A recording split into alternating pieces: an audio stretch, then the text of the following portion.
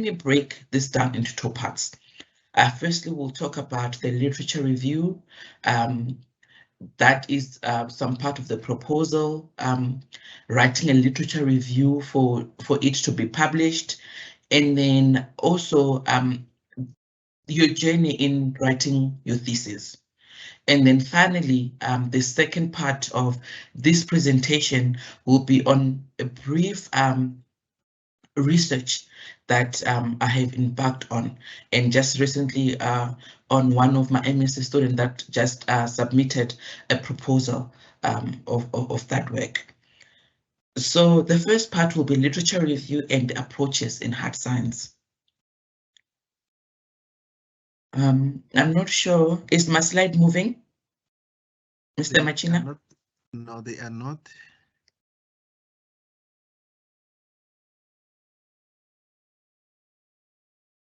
You can, okay.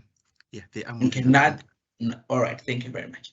So your journey as an MND student, you know, you've decided that you want to go further in your studies, to do either your master's, your MTech, your PhD, or your DTech. So the first step that you embark on with your supervisor is your proposal. When you are in that process of a proposal, you also come across scientific literature review. So I've put a question mark here under scientific literature review for publication, because it can happen that when you are in the process of your proposal, you find a gap, and then you want to write a review on its own for the purpose of publishing it. Okay, and then now when you have done with all that, then you've done your research. Now for M student, it's like 2 years, and then for this student at UNISA, it's 4 years. Now you go to the process of writing your thesis. Okay, so in those years that you are registered as an MND student, you go through the process of publishing journal articles. Okay, because I know at UNISA it's a prerequisite for you even before you submit your thesis. For an M student, you need one publication, and I think for this student, I think you need more than 3, if not mistaken. I stand to be corrected. So this is a journey that you take, and finally, a journey that both yourself and your supervisor will look forward to is your graduation, to say you've obtained your M degree or your D degree. Okay. So in your process of your journey as an M&D student, you need to know your audience. Okay, so for scientific and technical writing, it's never a general purpose, but it's written for a specific audience. Okay, so in the sciences, you write specifically for the science audience. You cannot be in the sciences and be writing for an audience in the law or in accounting, because you know that they will never be able to understand, or they cannot fully understand the jargons that you'll be using in your scientific writing. And you must adapt the style and level of your writing that must be appropriate to your audience. Okay, so in this case, when you're writing your proposal, you're writing a proposal with the guidance of your supervisor. You know that your proposal that is going to go under review to be sent to other researchers in similar fields. So you need to write in mind whom you are writing for. Okay, as well as even your literature review and your thesis is still going to go under reviewers. Even your journal articles is still going to go under reviewers even before it's published or it's accepted for you to say your proposal is accepted for you to proceed to research, or your thesis is accepted and you've carried on the suggestions and corrections from the reviewers for you to be able to graduate. You know, that is the process that an M&D student goes through. And you know, when you're in that journey as an M&D student, one thing that you need to be able to identify is, where do I find information when you're writing a proposal?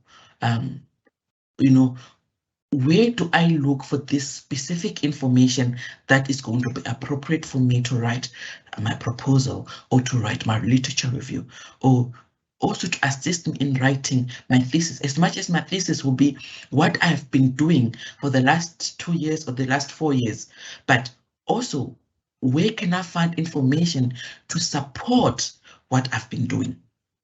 Okay, so there are top 10 search engines that are specific for scientific and academic research. One of them being Google Scholar. Google Scholar is considered as the world's largest academic search engine. This search engine contains articles, technical reports, theses, citations, books, and other documents, including selected web pages where you are able to find the specific information that you are looking for. The second one is Google Books, which I feel this currently has been so underused in terms of scientific writing. Google Books will include full text of books and magazines, and by at the end of 2019, there were over 40 million titles of scanned books. So Google Books contains mostly all the work that you will need. For example, in the research that we're in, let's just say antibacterial activity. There are books that just only deal with antibacterial activities of whatever certain compounds or that you are making, or books that will deal specifically with wastewater. You will find summary or book chapters that will deal with certain different aspects of wastewater, for example. And then another one is Microsoft Academic. This provides the researcher with opportunity to search for academic publications, literature, and also it allows you to perform citation analysis. You can be able to check, let's just, you're looking for a journal article. Who has maybe cited that specific journal that you might be interested in citing? And Microsoft Academic covers over 220 million publications, and this just only includes 88 million journal articles.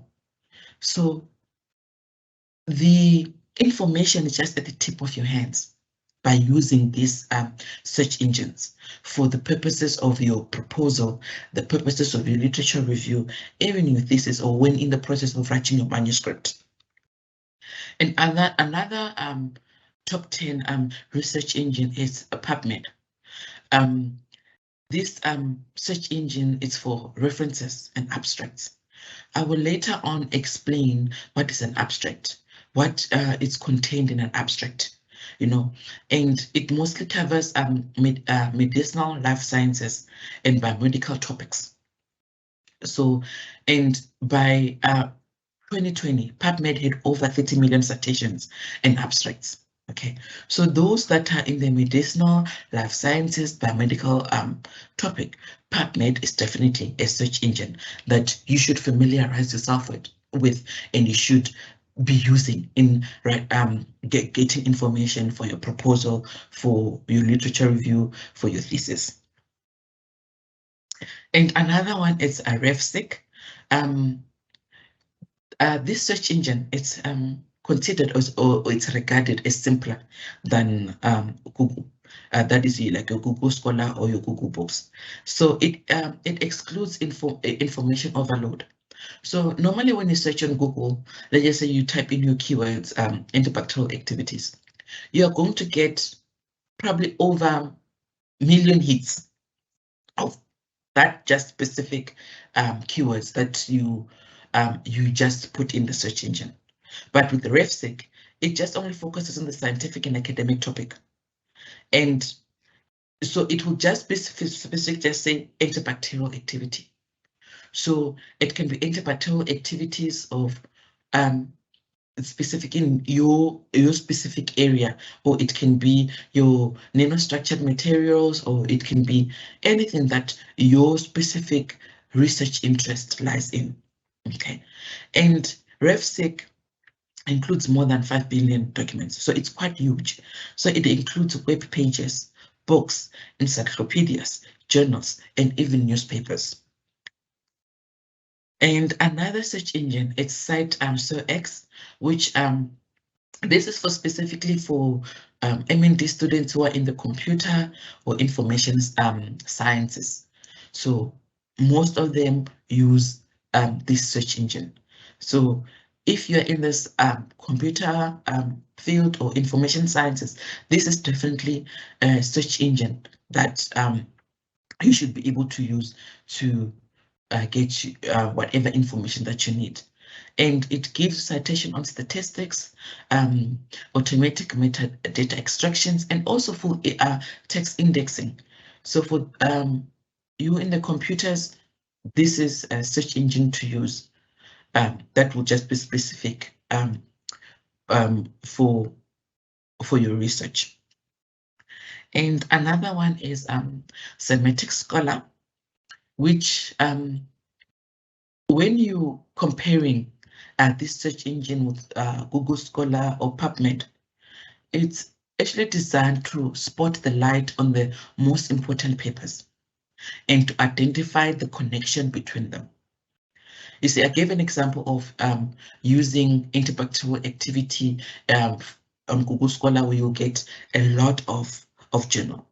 This one will just be specific on the keywords that you've typed in.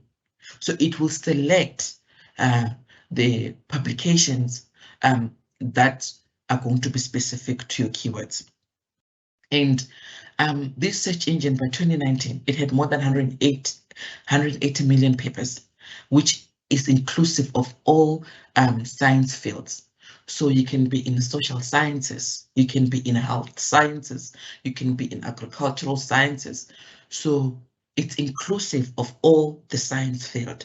So this is the one for everyone that is in the science field. So you should take advantage and use this search engine when you are looking for papers, or you are looking for how does this one specific paper to connect with the other that has been published by a different author. So that's the way mostly it will assist you in. And then another one is a ResearchGate, which is one of my favorite one. So ResearchGate is mostly dominated by providing information on biology and medicine, but it also includes computer science, engineering, and psychology. One of the features of ResearchGate that I like the most is that it has an iOS mobile app feature. So it enables you to connect with different other researchers that are in the similar research field. So you can be able to message them directly. Let's just say, for example, you found a journal article that maybe there's a certain part of that journal article that you have questions on. You can just be able to message them directly and say, I came across this journal article. May you please assist in clarifying maybe the method in which you used maybe to synthesize this specific compound, or maybe the what you use to analyze this wastewater, for example. And also another thing that it keeps track of your notifications.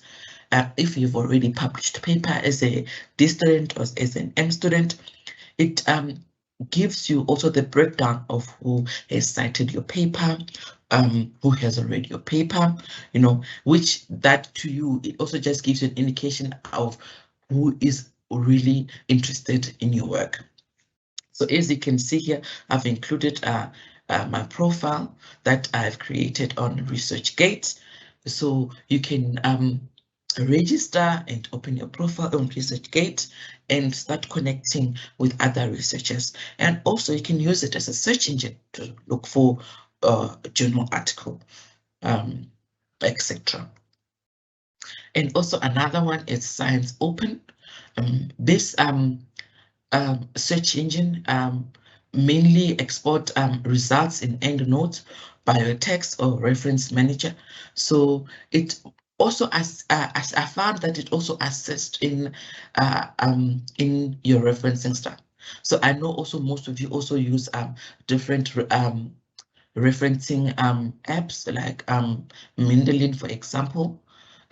This also assists in that regard, and also there's up to 200 citation that that you are able to export at a time, and it also tracks the usage, the citation, and also the publication on the Science Open. And also in this platform or in this search engine, you're able to create your own profile where you can follow other researchers and see what they're updating on their current research activities.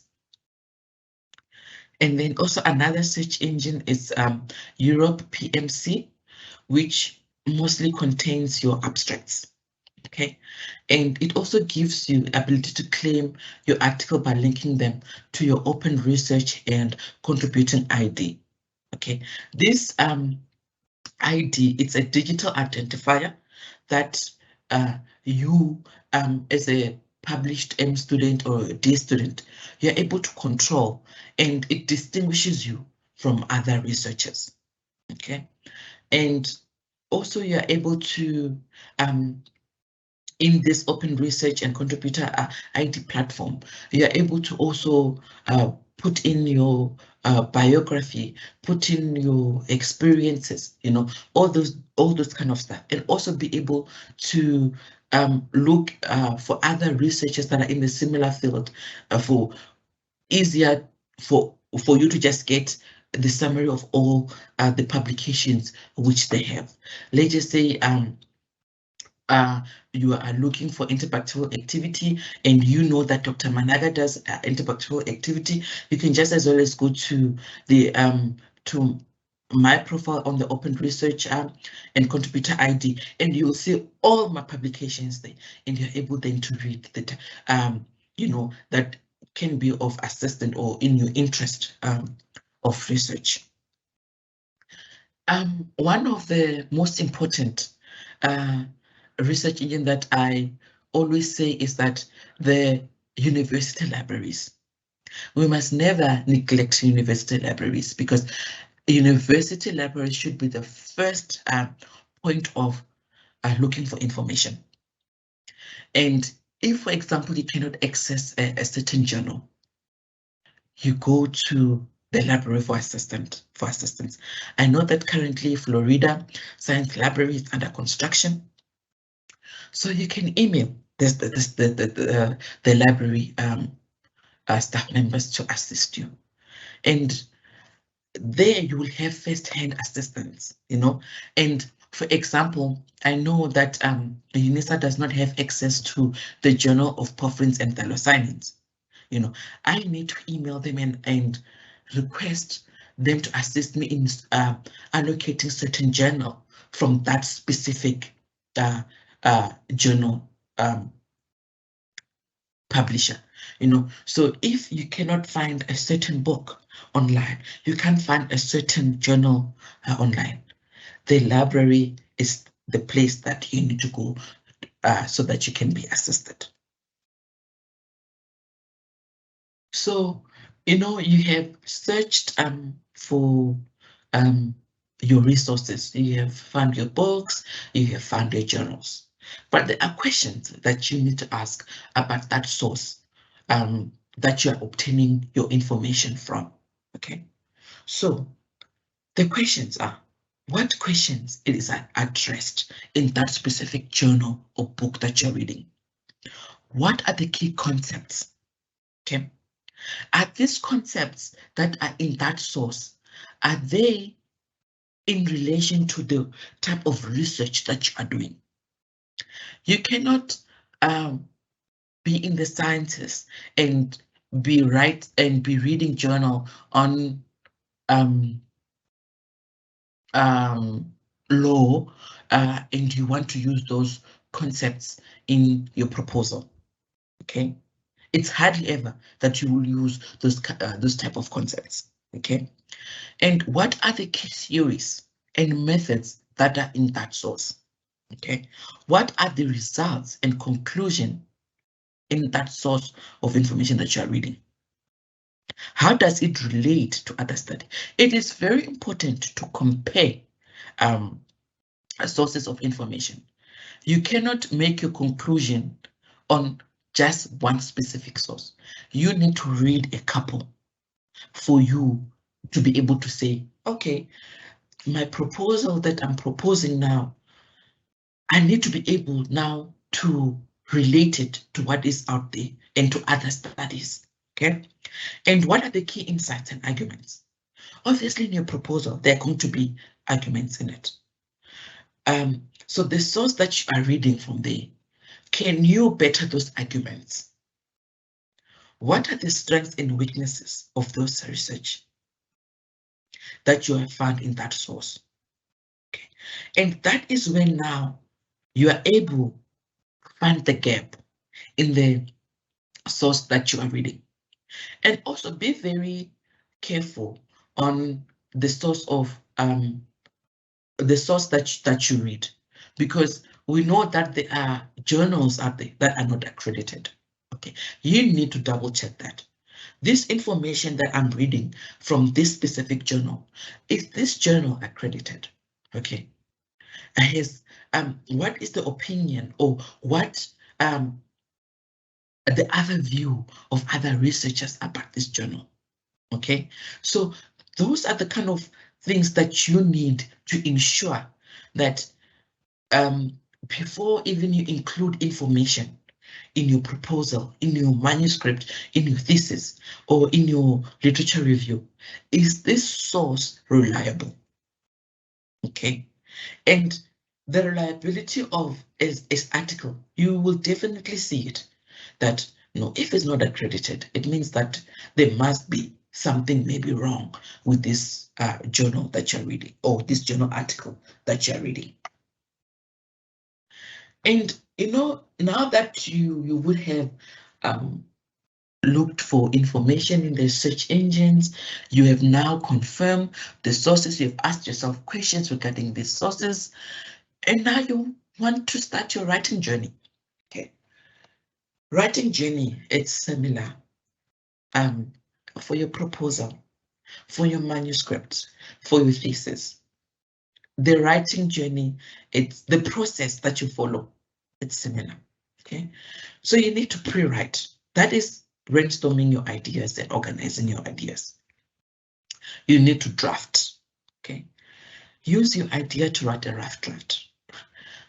My students, they will tell you that when they were writing their proposal, the back and forth that we had in their draft, I'm sure there was a point where I'm sure they were frustrated to say, I don't know what to do anymore from what my supervisor or what my co-supervisors are giving me. But that is the process of writing. You can never write your first draft and your supervisor is going to accept it. That's highly impossible, you know, because as supervisors and co-supervisors, we need to guide you. We need to assist you in writing, okay? And then when now you are given your draft back from your supervisors, your co-supervisors, you need to revise it. What have they included in the draft? What suggestions, what comments? Never take lightly the suggestions and comments that are from your supervisor and your co-supervisors, because they are there to assist you.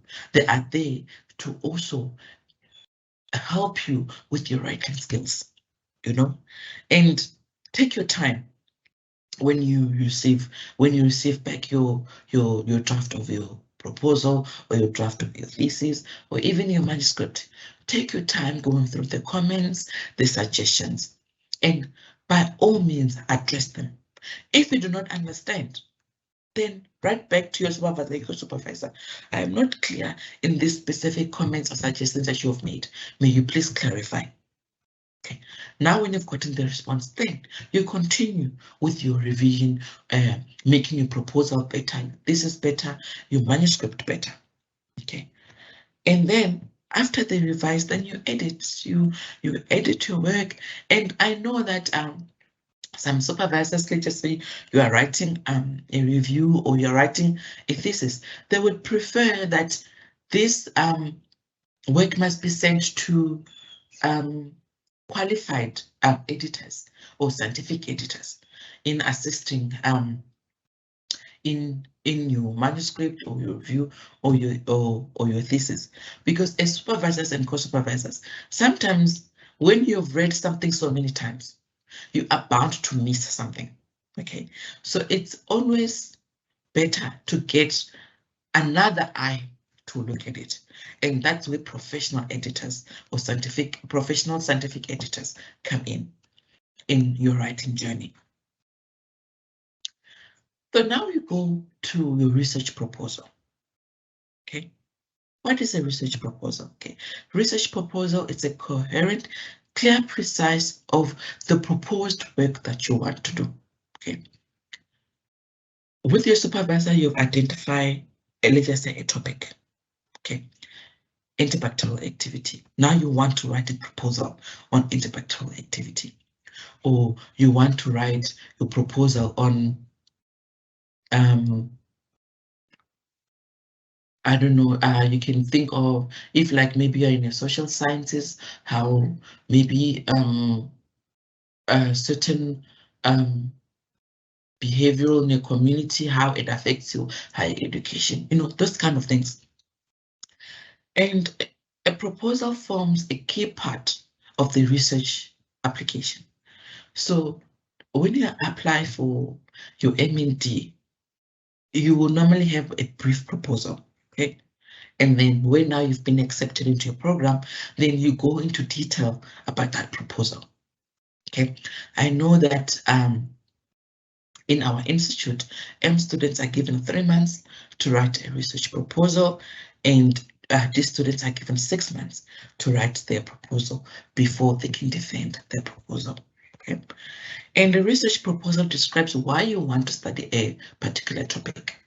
Okay, why do you want to study this? Okay, and what are your plans to accomplish what you want to study? Okay, how are you going to conduct your research? Okay, I know in our institute, we normally conduct our research in the lab. Okay. For someone in the social sciences, they might conduct their research in a community. Okay. For someone in the sciences, they might be conducting their research by sitting in front of their computer, doing algorithms, bettering Microsoft, you know, those kind of things. So you need to know how you're going to conduct that research, and it differs from each school, okay, or department or institute. So in your project proposal now, you ask yourself, what is in the literature, okay? Or what is in the literature regarding antibacterial activities, okay? What is in the literature regarding algorithm theories of bettering Microsoft app, okay? So you need to find what is in the literature, and by you also knowing the type of search engines that are there, it's going to make your journey way easier. You now know where to go to search for that specific literature. Okay. In the literature, did I find anything that supports what you're doing or against it? Okay. It's not all the time that in whatever that you're doing in your research that it's supported. Maybe someone might have published a totally opposite of what you are what you want to propose, you know, and that is what research is about. And in this case, your supervisor, co-supervisors, they are going to guide you. Never feel alone. You know, let's just say as a MND student, probably you have moved from an institute to another institute, and here you are trying to adjust, trying to find your way around. How does the system maybe of UNISA work? You know, you never feel alone. Your supervisor, and also as you get to know the other colleagues that are there in your lab, in your department or school, they will be of much assistance to you. And this is just a general science proposal format. This differs from universities. This differs from each school or each institute. But the basic or the general science proposal format is that there must be a title of your proposal that should be on your first page. There must be background information. That is your introduction. There must be questions of your research. There must definitely be literature reviewing. There must be design methodology of your research, and as well as timelines. You are given timelines when you're doing a proposal. Okay, as I've said previously, there's timeline for you to write your proposal, but there's also, let's just say for an M student, you know you're given 2 years to finish your M degree. Okay, so in that 2 years, what are the timelines that you, your supervisor and your co-supervisor have agreed on? You see, we know that the university will give you 3 months to write your proposal. Okay, what about now that 1 year and a half almost? What are the timelines there? You know that for you, in our institute, for example, you know that for you, in order for you to have access to the lab, you need to have an ethical clearance. Okay. So what are the timelines for you to apply for that ethical clearance? How long will it take for you to obtain that ethical clearance? How does this now affect your progress? Those are the kind of timelines that you need to put. For example, in the type of research that we do, you need to be trained on instrumentation that will be able to assist you in characterization of whatever that you'll be making in the lab. Okay, for example, for someone in social sciences, they might probably be needing training on how to maybe write a questionnaire, or maybe how when they go to community, how they interact. Maybe they need to request permission from, if it's in a rural area, from the chief. Those kind of things needs to be in your timeline. And also your budget. Okay, how much will it cost for you to maybe print those questionnaires that you're gonna go take to the community? Is there something specific that you need to talk to the community? Okay, your transportation for you to get there, how much will it cost? In our field, the type of solvents you're going to use to synthesize or whatever molecules you want. Let's just say you've got a field trip that you need sampling to go take water from the wastewater for you to come back and analyze. That needs to be in your budget. And also finally, your references or your bibliography. Okay, this is now, where did you get all this information that is included in your proposal? You need to reference to avoid plagiarism, because if you write, let's just say, your proposal, and then you do not reference where you got that information from, that is indirectly plagiarism, because you are putting someone's idea and you're not acknowledging them. So your reference list form part of you acknowledging, I got this information from who and who and who. For example, or I got this information from Dr. Managa, who published on antibacterial activity. Those kind of examples. Then we come to a literature review. Okay. Some proposals will expect you to have a literature review. So literature review, it's a scholarly source on a specific topic. Okay, it provides an overview of the current knowledge. What is happening now? I might be doing research on antibacterial activity, but what are the current trends now that are happening on antibacterial activities? I cannot be in the mindset of 10 years ago, because what is current now, it might be slightly better than what was 10 years ago. Okay. And then literature review also allows you to point out the gaps that are existing in the research. Okay. So now the literature review can appear as part of your proposal, your thesis, or it can stand on its own. And that is where now you are writing a literature review for publication. Okay. But then what is really the purpose of a literature review? Okay. It demonstrates how familiar you are with the topic of your specific research. Okay. It develops a theoretical framework and methodology. Okay. So in the current research that we do, we do chemistry, we do synthetic chemistry. Okay. What are the methodology steps that you need to follow, let's just say, to synthesize a compound that has antibacterial activity? Okay, so those are the step-by-step methods that you follow. Okay, you might need a certain solvent to dissolve your reagent. Okay, you might need a hot plate to heat up so that certain compounds that you want to make, it might be that it requires you to synthesize it or to make it at room temperature or at 140 degrees.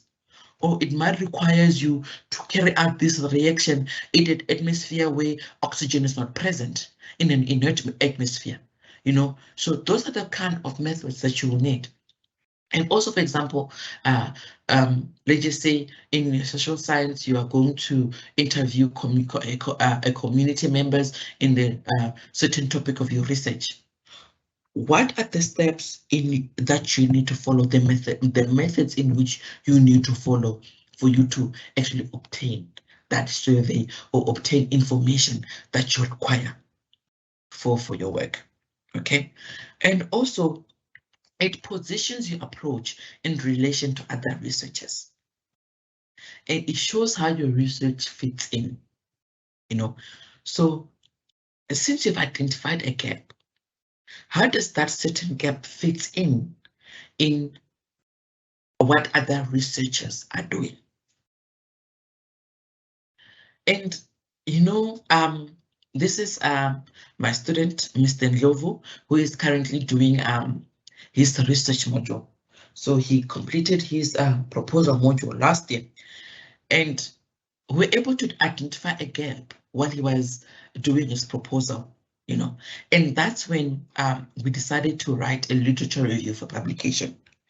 So we're able to identify while he was doing his proposal that the type of molecules that we want to make, they have not really been used for inactivation microbes in wastewater. Okay, so the gap was identified and now a literature review was written. So the literature review title was Porphyrins Developed for Photoinactivation of Microbes in Wastewater. So this current review, it's under assessment and or under review in the Environmental Science and Pollution Research Journal. You see, so that is one thing that positively can come out while you are doing in your process of writing your proposal. Never be limited to say, no, you can't write a literature review publication. With the guidance of your supervisor and eco-supervisors, definitely this can be done. And then now we go to a thesis. Okay, some of you might be in your finalization of your research topic now. You are eagerly want to get to a point where now you sit down and you write your thesis. Okay, so a research in your thesis, you've already found a question. You've already found a worthy question in your research that was addressed in your proposal. Okay. You have now reviewed the existing research. Okay. You have used all your search engines, you have found literatures that has assisted you in your proposal, and also in the process of you getting into the lab or approaching the community, you have found review that already existing in your research. And now you have also undertaken your own research. You've been to the lab, you've also approached the community, you've gotten your service, you've gotten the data that you were looking for. And in this whole process, it might have been that you were able to write few manuscripts for them to be published in a certain journal. I know, Unisa, that it's a prerequisite for an MND student to have a publication before they're able to even submit their thesis for examination. Okay. So in that whole process of your proposal, you go into the lab to do your research, probably there's a few manuscripts that have been written. And you have also formulated and answered the questions that you initially had at the beginning of your work. That's the overall what a thesis is about. So there's also just a general thesis format when you're writing a thesis. It's your title. So this honestly differs from each institution, each school, you know, but this is just a general one. Excuse me. So this is just a general one where you have your title, your acknowledgements, your table of content. It's literally summarizing your whole thesis. Your abstract, your introduction, your methods and your results. Mostly in the sciences, you are going to have figures, you're going to have tables. And if you and your supervisor decide that, no, maybe these tables, figures or schemes, we don't really need them in the body of the thesis. It can be just an extra appendix information where you can put this at the end of your thesis. Then you can have your discussion, your conclusion, and then your references. This is just a format of how a thesis format is. So we'll go for each,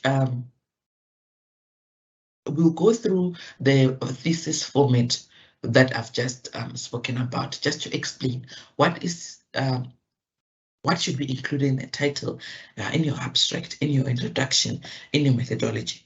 So the title should be meaningful and very brief, okay? And then if it happens that you have abbreviations, in sciences there's a lot of abbreviations, like for example, DNA, you need to be able to write that word DNA in full before and then you're able to use it as an abbreviation to the rest of your thesis. So you write the word in full, then you write the abbreviation in bracket. So your title should be new and catchy to the reader. Remember, you are generating we can say new or improving knowledge as an MND student. And then you can always check that no similar titles appears. You need to be able to differentiate your titles from others. Excuse me.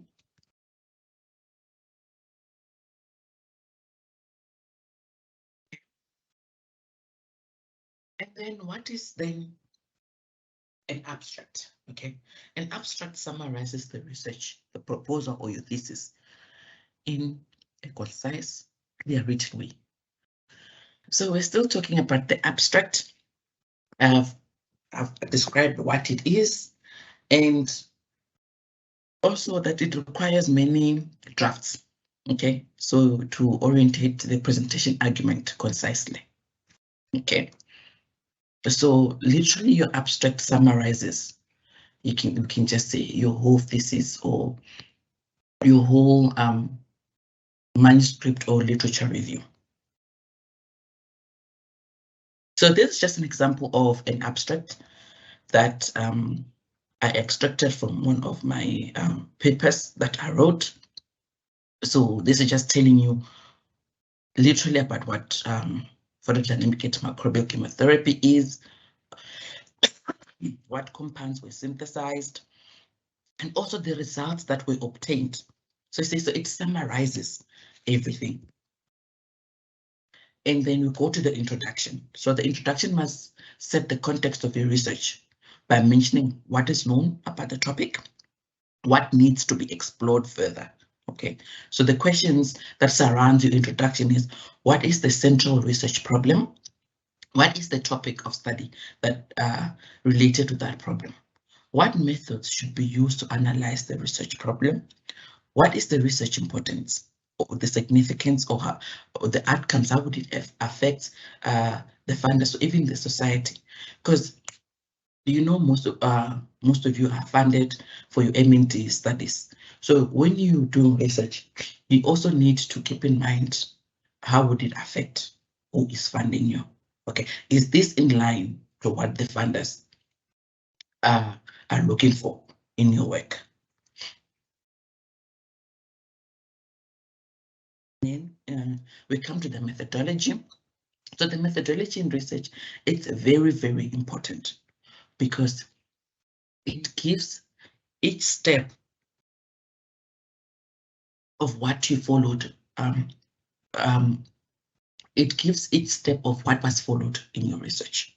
Okay, so it's structured and systematic scientific method. So it's organized around tables, figures, and schemes, and mostly in the methodology section or writing past tense. In the methodology section, there's no interpretation, it's just facts, okay? And tables should stand on their own. So in this case, you're not explaining what you found or anything like that, no. It's just pure facts. For example, I wanted to make this compound. I took A and B together and I mixed it, and then I formed compound A. You see, those are facts. How much of that compound A did you use? Maybe I used 1 gram.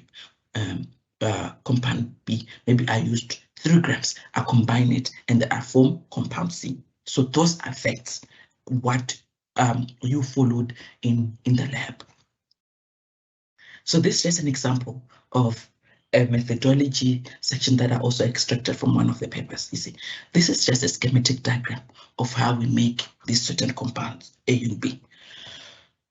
But the methodology explanation, see, it says a solution will be formed by dissolving 3 grams. You even write the moles. In scientific writing, you write the moles of this certain aldehyde. We add 250 mils of this solvent, and then we refluxed between the temperature of 160, between 140 and 160. So we are doing this reaction, we are stirring, okay? After that, we add another compound, and this is added dropwise. Okay, and then after that, the mixture is allowed to reach a boiling temperature for 30 to 40 minutes. Then it's cooled down to room temperature overnight. And then it says you will a solid compound will precipitate by adding methanol, and then you carry out filtration. So obviously, when you're making this certain compound, there will be other impurities. You need to purify it. That is explained now as well in your methodology to say a column chromatography with silica gel will be utilized for purification, purifying this product with hexane, that's a solvent, and dichloromethane in a ratio of 1 to 10 as mobile phase. That is the methodology. It's facts. You don't add anything else. And now we come to the results. Okay, this is the report of the main finding of your research. Okay, all relevant results should be reported concisely and objectively in a logical order. You may use tables, you may use graphs to illustrate what you have found. And here you don't include subjective interpretation of why you find these results, or what is the meaning, or how your evaluation, or should be saved. This should be saved for discussion. Your results, you're just putting there what you found. You see, for example, this is an example of results. Okay, we've synthesized a certain compound, right? I've explained the methodology. Now we've got a table here. We've synthesized compound complex 1, 2, 3, and 4. These are the results that we found. Since we know that we are writing for a specific audience, we know the target of the audience, they will know what it means if we say that this specific compound, compound 1, the absorption was at 419 nanometers. You see, so we are able to tabulate the results. And here we've with the results we've included, okay, what is on the R groups of these certain molecules. We're able to draw to say for complex one, it means that NO2 was on the substituent.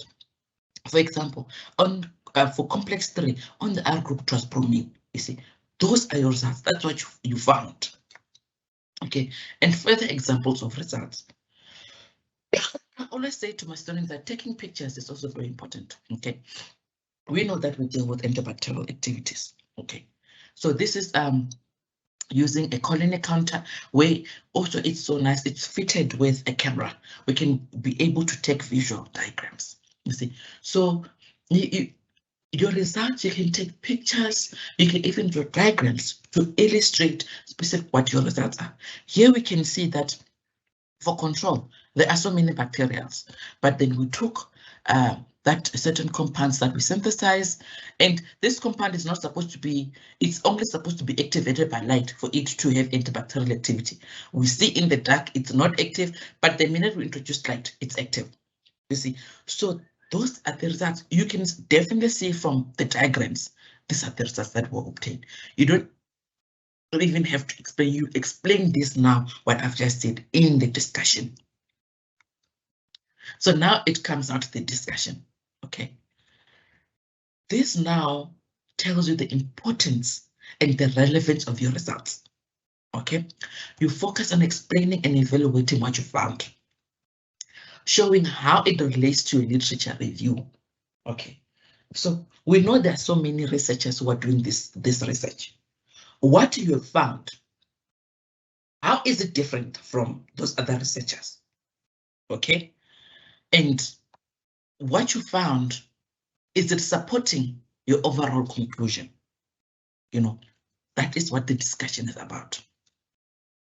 And the 4 key elements for a discussion is that interpretations. What do the results mean? Okay. Implication. Why do the results matter? The limitations. What can the results tell us? And recommendation, which is so important. What practical actions or scientific studies should follow? You know, that's where one is able to identify gaps into research. When you are able to recommend, okay, in my study, I found that this compound is not really that much, does not really have much antibacterial activity. It's comparing to this, maybe change the structure of the complex. For example, maybe because we checked for NO2 and bromine, maybe let's move and try other substituents that are not bromine or they are not NO2s, for example. So this is just an example of a discussion also, okay? So the discussion, this is the part on antibacterial activity. So it's just explaining to you, okay, what did we find? Okay, you explain how you irradiated your compound, and then also what you found, you are finding that this certain complex showed better antibacterial activity than the other. So you explain, you put in the values that you find, that you can even see here that the percent viable colonies, you see, they are almost less than 5.9%. So that signifies the effectiveness. You know, that is included in your discussion. Okay. So now we come to the conclusion. Conclusion is the very last part of your review paper or your thesis. Okay, it should be concise and engaging. Okay, the aim of the conclusion is to leave the reader with a clear understanding of the main discovery or arguments that your research has advanced. I see. And the main purpose of the conclusion, okay, must be clear. State the answer to the main research question, summarize and reflect on the research, make recommendation for future work on the topic, and then show what new knowledge you have contributed. Our main aim as researchers is to contribute to the body of knowledge. That is what we want to do.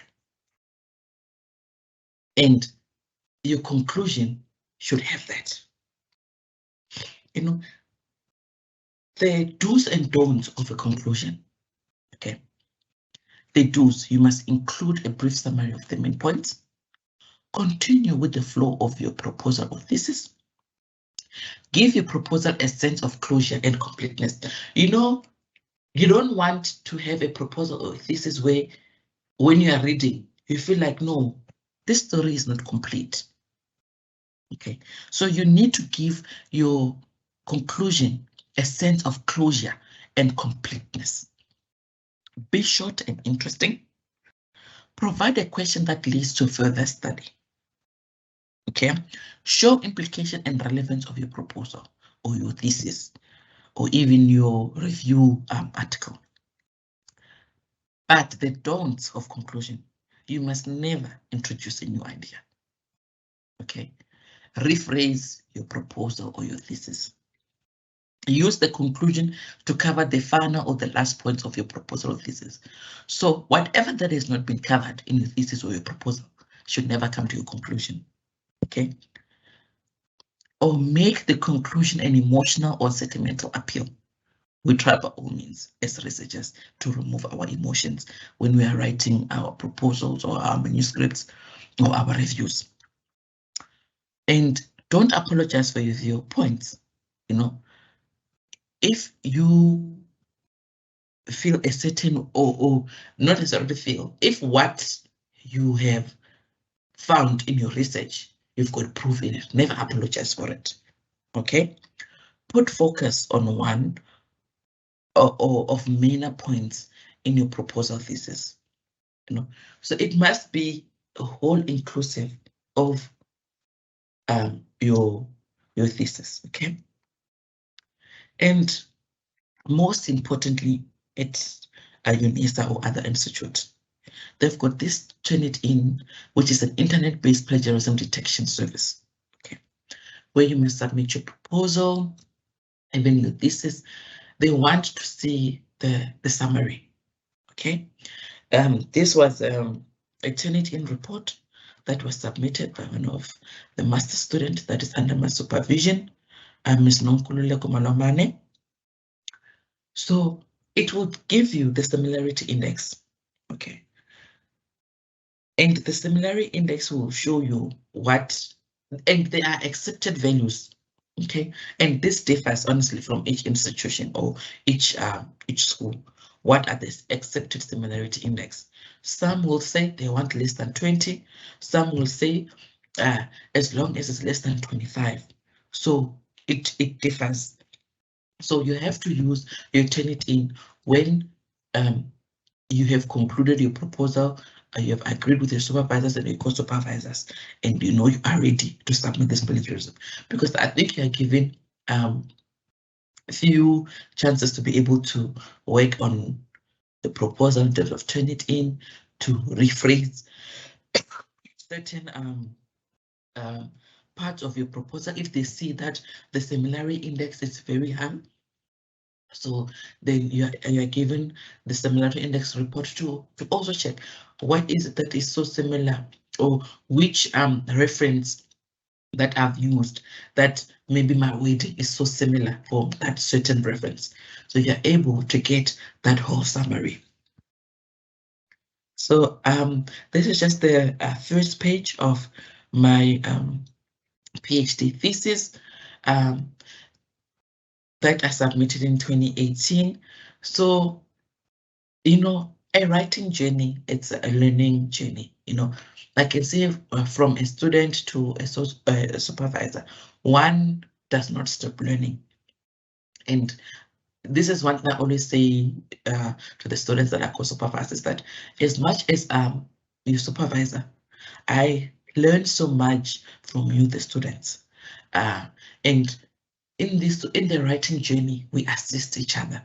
And that is what I would like to conclude by saying, as an MND students, a writing journey is something that you're going to go through, and it's something that is doable and you can be able to do.